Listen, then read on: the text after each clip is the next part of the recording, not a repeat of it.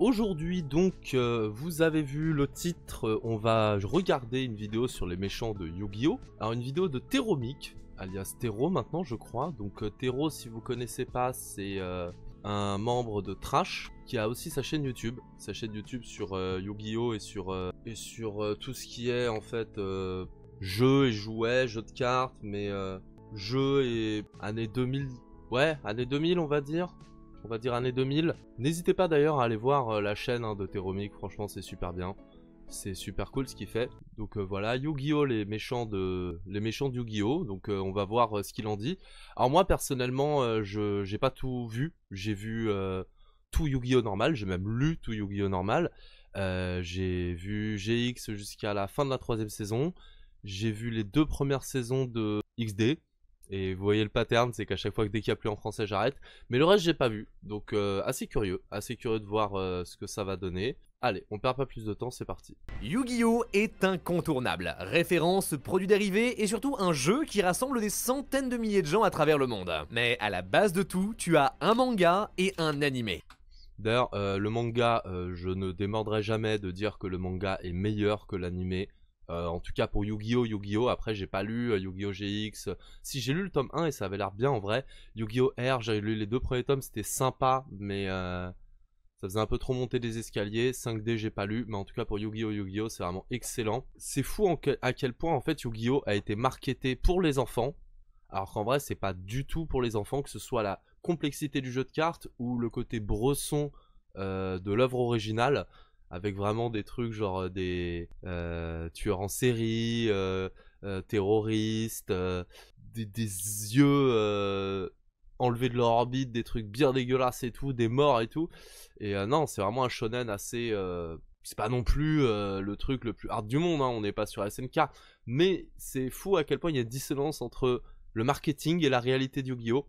Et Yu-Gi-Oh! Je pense que à la fois ça a continué parce que malgré tout il y a une profondeur qui fait que les adultes aiment, il y a un système de jeu qui fait que les gens ont continué, mais en même temps, si jamais tu t'es arrêté dans les années 2000 avec 5D ou tu sais genre, enfin en règle générale tu sais genre tu regardes le Yu-Gi-Oh! De ton enfance et après t'arrêtes quand tu grandis, bah c'est aussi parce que le jeu de cartes est tellement complexe, ça va tellement vite, c'est tellement tout le temps, les changements sont énormes, et en vrai si jamais tu veux un bon deck, bah tu vas te ruiner. Heureusement maintenant il y a Master Duel et il y a aussi Duel Links qui est vraiment bien pour les gens comme moi qui, la méta, bon, flemme, t'as juste envie de t'amuser. Mais même sans parler de ça, Yu-Gi-Oh! La dissonance est assez, la dissonance entre la réalité de Yu-Gi-Oh! Et le reste est assez marrante, je trouve. De Yugi à Playmaker, en passant par Jaden, Yusei, ces héros ont façonné l'imaginaire de toute une génération. Mais Plusieurs on fait même. pas de bonnes histoires sans de bons méchants. Et ça, Yu-Gi-Oh! L'a très bien compris. Dès l'épisode 2, Après, les méchants de Yu-Gi-Oh! Il y en a, ils sont excellents. Il y en a, ils sont un peu... Ah putain, par contre, ça me saoule ce truc de la ligne. Faudrait que je règle ça. Voilà. après un Seto Kaiba flamboyant, arrogant. Ouais non, Osef la ligne, mais tu sais c'est le côté, elle pourrait ne pas être là en fait, elle sert à rien, elle casse les couilles pour rien. Mais vas-y, faut que je règle ça. Idéalement, faudrait que je m'achète un meilleur truc pour poser la cam, mais vas-y, j'ai pas l'argent. Et sans aucun chill, on nous présente le grand Max Ouais, genre le côté, non mais en fait c'était fait exprès, tout ça. Non non, c'est comme dirait le joueur du grenier de 2013, peu importe le défaut de ta vidéo, dis que c'est fait exprès. Mais oui, par contre, pour revenir à la vidéo, Kaiba, Pegasus, on est d'accord que c'est des méchants de ouf. Bon, Kaiba c'est plus Vegeta, vous m'avez compris. Et Marek, je trouve qu'il est bien, mais pas assez bien exploité dans l'animé, je trouve. Dans le manga, tu vois un peu plus le côté bresson, je trouve. Et Bakura, par contre, il est cool, mais par contre, on le voit pas assez, c'est vraiment dommage.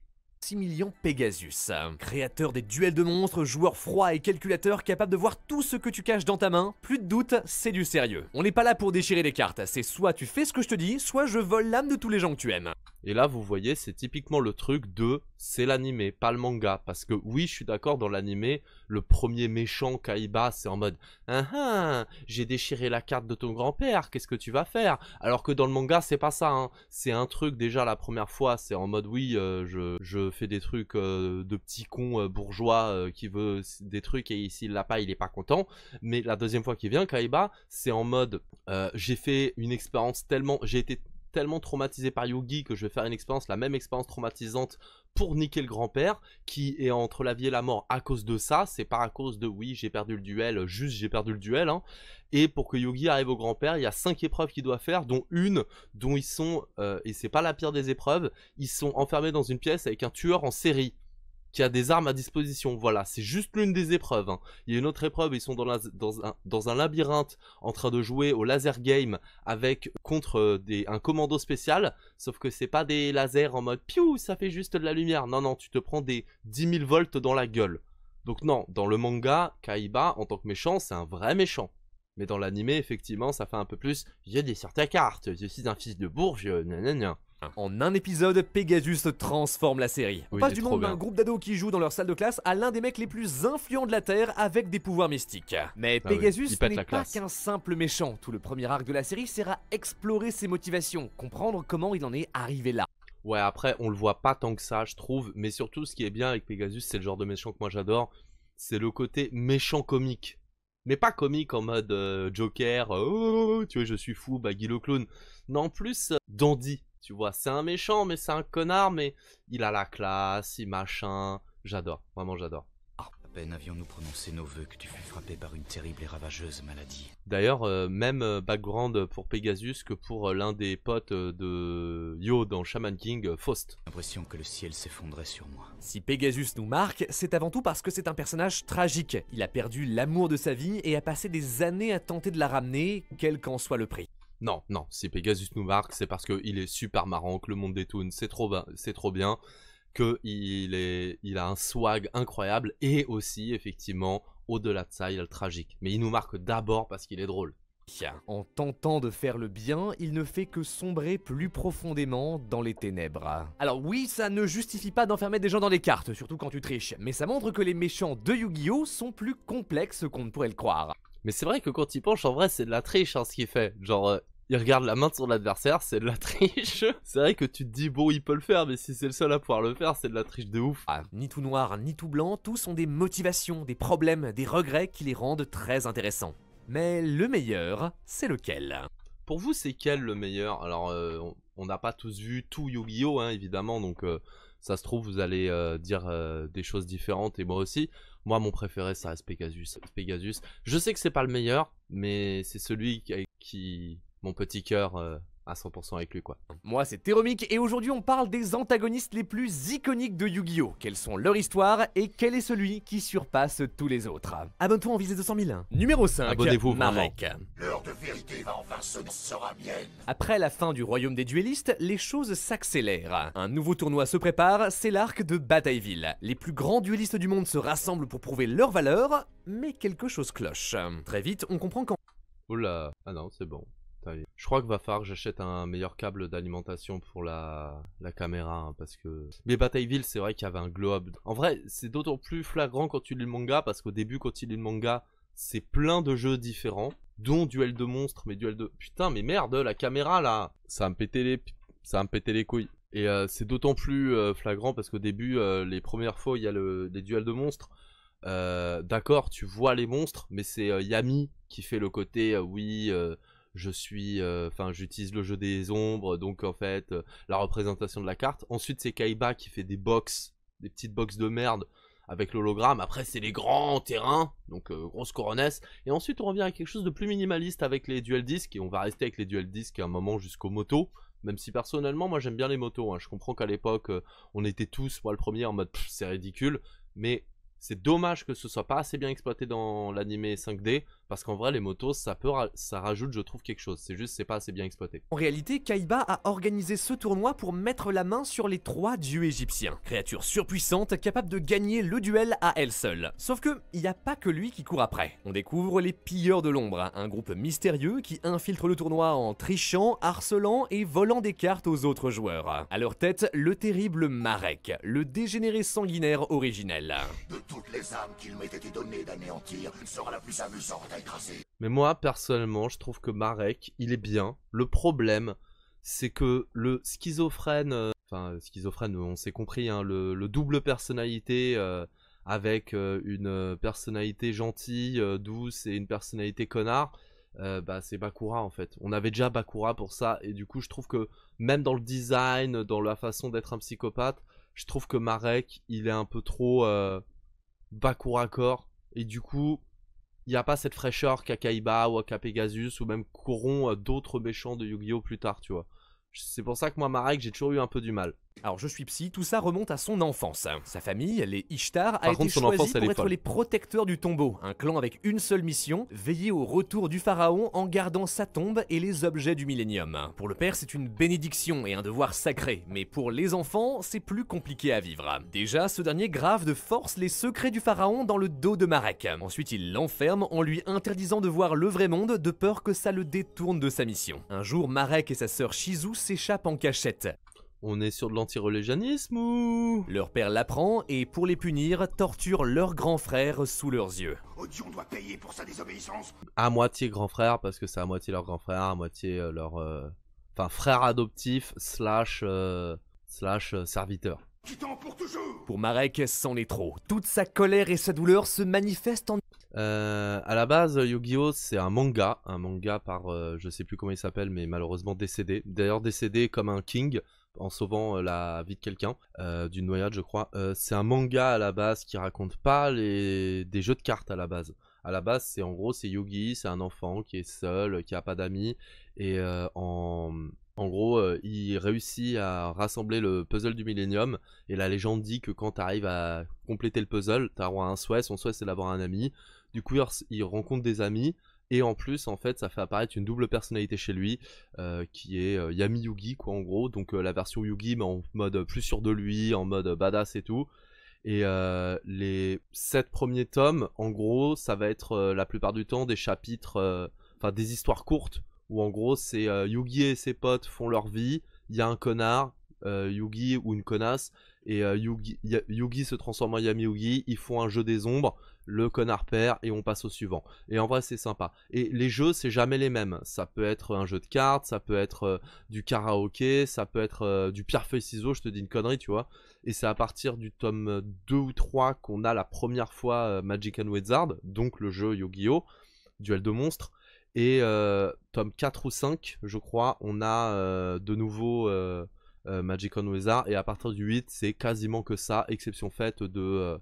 2 tomes ou avec duel de monstres des dés à la moitié, enfin au tome 18, 19, un truc comme ça, qui était très cool d'ailleurs, duel de monstres. C'est con qu'on n'ait pas eu de spin-off dessus, mais j'en ai parlé dans une vidéo sur Blazy. Une entité maléfique, Yami Marek. Il s'empare de la baguette du Millennium et n'écoutant que sa rage, il tue son propre père. Le garçon finit par reprendre ses esprits, mais ne se souvient de rien. Pour le protéger, son grand frère lui ment et lui dit que leur père a été assassiné par Shadi sous les ordres du pharaon.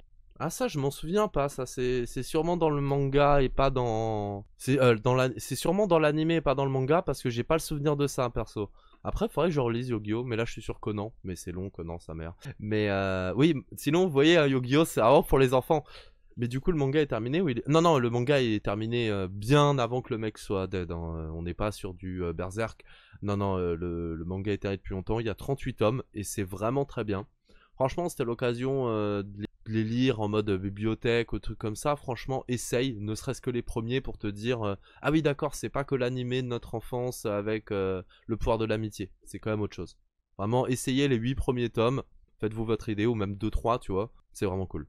Traumatisé, Marek finit par devenir celui que l'on connaît, violent, manipulateur et avec un seul but, se venger du pharaon. Avec sa baguette du Millennium, il tente de rassembler les 3 dieux égyptiens, pensant que ça le rendra assez puissant pour détruire son adversaire. Et il y est presque arrivé, il avait Slifer et Ra, mais sa propre sœur, inquiète de son état, a préféré dérober Obélisque pour le donner à Kaiba. Malgré ça, Yami Marek finit par aller jusqu'en finale du tournoi de Batailleville face à Yugi. Un duel d'alter ego, mais là où le pharaon et son hôte sont en étroite collaboration, le vrai Marek, lui, est en retrait. Sous l'emprise des ténèbres, seul un ultime fragment de sa conscience. Par contre, j'avoue que le Marek Dark, quand il est en mode dark terrifiant, il est vraiment terrifiant sa mère. Vraiment, il fait flipper, il est angoissant, ça j'avoue qu'on peut pas lui enlever. Et encore plus dans le manga. Parvient à résister. Pendant le duel, il parvient à émerger quelques instants. Ah oui, du coup, spoil de tout Yu-Gi-Oh! T'aurais pu prévenir Théro, mais bon, après... Juste assez pour supplier Yugi de mettre fin à tout ça. Pharaon, n'hésite pas, attaque-moi. Il n'y n'y a pas d'autre solution. Un parallèle fort qui rend l'affrontement entre les deux alter-ego encore plus iconique. Malgré tout, le combat est rude. Yami Marek a toujours le dragon et les deux rats, une créature invincible à la puissance infinie qu'il invoque en sacrifiant tous les monstres de son adversaire. Terriblement fort, mais Yugi tient bon. Avec l'aide du vrai Marek, il lance une attaque dévastatrice qui laisse l'antagoniste à un seul point de vie. Sa part ténébreuse se retrouve ainsi presque entièrement purgée. Accomplissant la prophétie tatouée sur son dos, Marek déclare forfait. Son alter ego est alors banni dans le royaume des ombres. Libéré de son fardeau, il donne à Yugi son dragon et les deux rats ainsi que ses objets du millénium avant de rejoindre sa famille. Tout semble aller pour le mieux, mais une autre menace reste dans l'ombre. Il existe en fait un troisième alter ego ténébreux, Bakura, qui possède lui aussi un objet du millénium, l'anneau. On en a déjà parlé dans une précédente vidéo, c'est le boss final de la première génération. Lui aussi un esprit torturé que le pharaon doit autant affronter que sauver. Non, moi j'adore Bakura. Vraiment, je trouve que Bakura, il est tellement plus stylé que Marek, même dans le design et tout.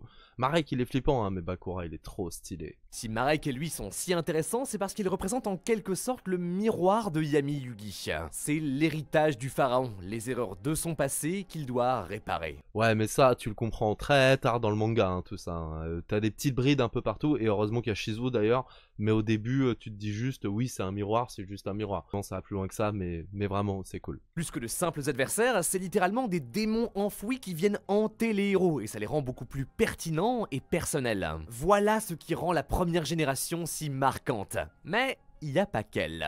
Numéro 4, Don Mill. Ah, on va passer parce que je ne le connais pas et j'ai pas envie de me faire spoiler. Désolé, mais je veux pas me faire spoiler parce que je compte me faire tout Yu-Gi-Oh! Numéro 2. Ah, Yubel, ça va. J'espère qu'ils vont pas parler de la saison 4, mais Yubel est un très bon méchant. En vrai de vrai, franchement, je comprends qu'elle soit numéro 2. Désolé hein, pour les gens qui voulaient les autres numéros, mais je voulais pas me faire spoiler parce que je compte me faire tout Yu-Gi-Oh! C'est juste que pour 5D et GX, malheureusement, ben... j'ai la flemme de la VO. Yubel. Alors pour l'instant, ce qu'on a vu, c'est soit des êtres humains au passé tragique, soit des dieux gigantesques cosmiques. Mais si, pour une fois, c'était les deux. Yubel est un des antagonistes les plus iconiques de tout Yu-Gi-Oh! Au centre de la 3e saison de GX, c'est la seule méchante qui arrive à être à la fois un personnage et une carte. On a même fait une vidéo en... Alors, c'est faux, il y a aussi Jinzo dans GX qui est un personnage et une carte. Mais effectivement pas au point d'avoir une histoire comme Yubel, avec un passé, etc. Tire sur son histoire dans le jeu, mais là on va parler de sa backstory. Il y a fort longtemps, dans un royaume lointain, vivait un jeune garçon. On lui apprend qu'il a été choisi pour être le protecteur du souverain ultime, un élu des forces ténébreuses qui luttent contre les ondes lumineuses maléfiques de l'univers. Deux forces qui s'opposent depuis la nuit des temps. Oui, on est toujours dans Yu-Gi-Oh! Mais d'un côté, la première saison, c'était... Enfin, la première... itération de Yu-Gi-Oh! C'était pharaon égyptien et tout, bah, pourquoi pas le truc chevalier protecteur du royaume. Hein. Voir les ténèbres comme bienveillantes et la lumière comme l'ennemi, ça montre déjà un peu la dualité étrange de Yubel. Car oui, ce petit garçon, c'est bien Yubel. Pour remplir au mieux son rôle, il doit subir d'horribles expériences qui lui forgent un nouveau corps plus apte à sa tâche. Ça me dit quelque chose, tiens. Un ennemi qui est potentiellement aussi un allié qui, par des expériences sur un devoir qu'il n'a rien demandé, devient ennemi. Il transcende son humanité jusqu'à devenir une créature mi-humain, mi-dragon, mi-femme, mi-homme, la définition d'un dieu parfait. On le décrit comme une créature hideuse à regarder, mais regardez-moi ce design, ce flow, Yubel slay, hein. Bref, Yubel traverse les âges jusqu'à se retrouver entre les mains de Jaden. À l'époque, il est encore enfant, mais pour elle, aucun doute, c'est lui, la résurrection du souverain qu'elle doit protéger. Malheureusement, elle y va un peu fort et commence à plonger dans un coma quiconque représente une menace pour Jaden. Relation toxique, relation toxique, relation toxique, ouais. Y compris les camarades de duel qu'il affronte pour s'amuser.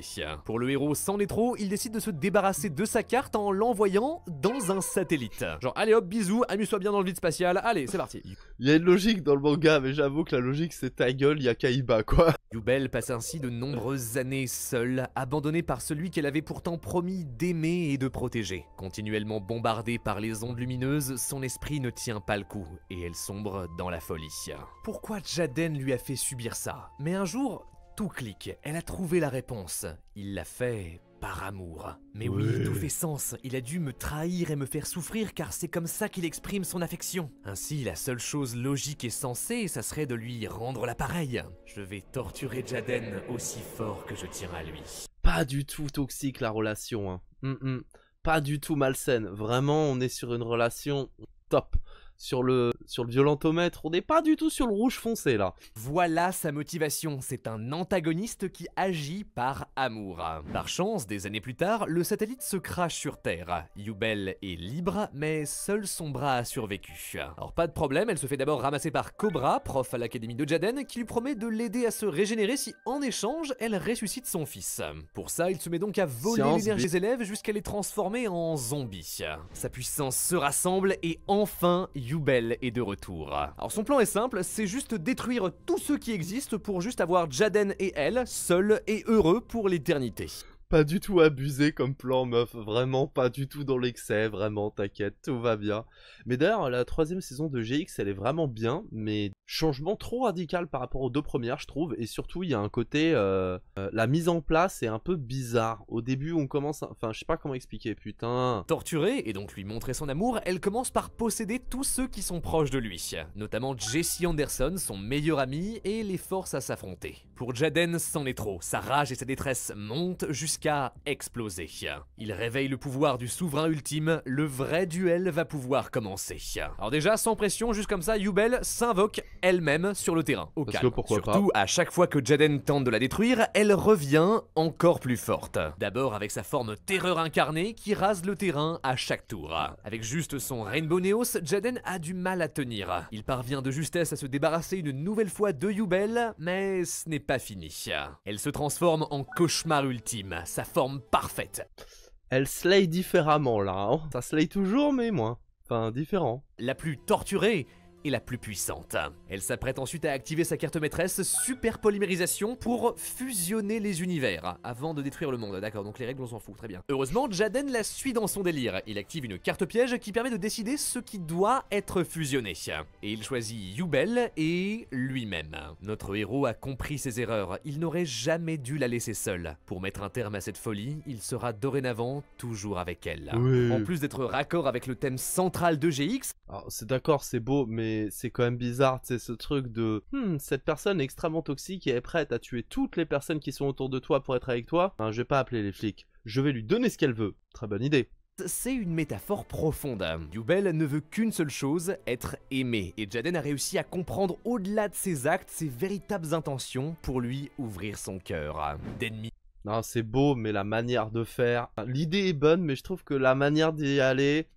Immortels, les deux deviennent ainsi le miroir de Yugi et du pharaon, le duelliste et son guide spirituel. Cette dualité, elle traverse Yu-Gi-Oh! Et c'est très intéressant de voir GX la construire comme celle d'un méchant qui devient le plus grand allié du héros. Malheureusement, l'inverse existe aussi. Numéro 1, Ai. Aïe, bah justement, je ne connais pas Aïe, donc on va s'arrêter là pour cette vidéo. Bah en tout cas, très cool, hein, je sais pas ce que vous en pensez, moi j'ai kiffé de ouf, c'était très sympa.